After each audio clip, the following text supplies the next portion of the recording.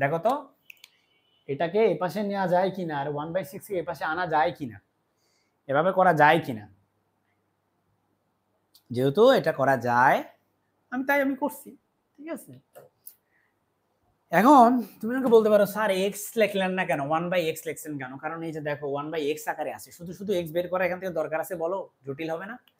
তাহলে এবার তুমি 1 নম্বরে চলে যাও। ফ্রম 1 এ কি লিখবা? দেখো 1/x এর জায়গায়, সরি 1/x তো 1/x প্লাস 1/y এর জায়গায় এটা লেখো, এই যে এটা লেখো 1/y এর জায়গায় এটা লেখো। সেটা কত? সেটা কত? এই মার্কারটা ফেলে দিই, মার্কারটা কালি শেষ। কত বলো? 1/y কত? 1/y এর জায়গায় তুমি লেখো এই যে এটা 1/x মাইনাস 1/6 ইকুয়াল টু কত? 5/6। এই মার্কারেরও বয়স শেষ। হ্যাঁ, শুধু বয়স শেষে যাইতেছে সবার।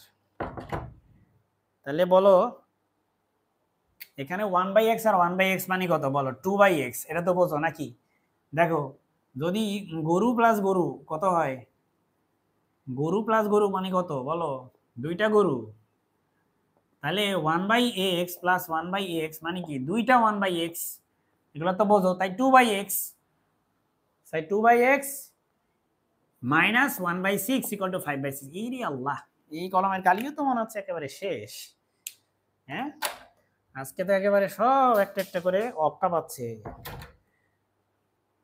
তাহলে অক্কা পাচ্ছে আর ফেলে দিচ্ছি, বুঝতে পেরেছ? তাহলে আবার লিখি, আমার তো মনে হচ্ছে মার্কার কিনতে হবে। তাহলে এটা কত হলো? 2/x ছিল না? এখানে কত হলো? হ্যাঁ, মাইনাস 1/6 হলো। এখানে কত হলো? 5/6 হলো। 2/x ইকুয়াল টু তাহলে কত হলো? 5/6 প্লাস 1/6। কেন 1/6? দেখো এই 1 মাইনাস 1/6 ওই দিকে গেলে হয় প্লাস 1/6। এসব ম্যাথে তোমাকে কনফিডেন্ট থাকতে হবে, তাইলেই পারবা। তাহলে নিচে হচ্ছে 6 আর 6 এর এলসিএম হচ্ছে 6। 6 ডিভাইডেড বাই 6 মানে 1, 1 ইনটু 5 মানে 5, 6 ডিভাইডেড বাই 6 মানে 1, 1 ইনটু 1 মানে 1, 5 প্লাস 1 মানে 6, 6/6 মানে হচ্ছে 1।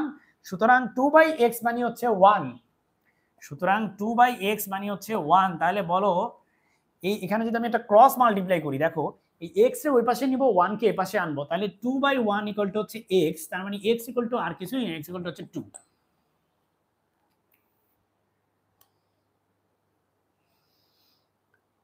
তুমি বোঝো কিনা এই কথাগুলো? বোঝো কিনা আমাকে দেখি কমেন্টে জানাও, দেখি তুমি বোঝো কিনা এই কথাটা, বুঝছো কিনা। x ইকুয়াল টু 2 যে আসলো।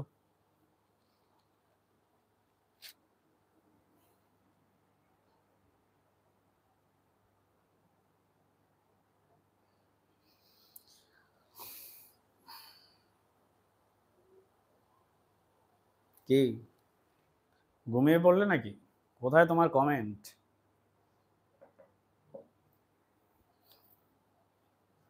আচ্ছা, বুঝছি স্যার লিখেছো, তার মানে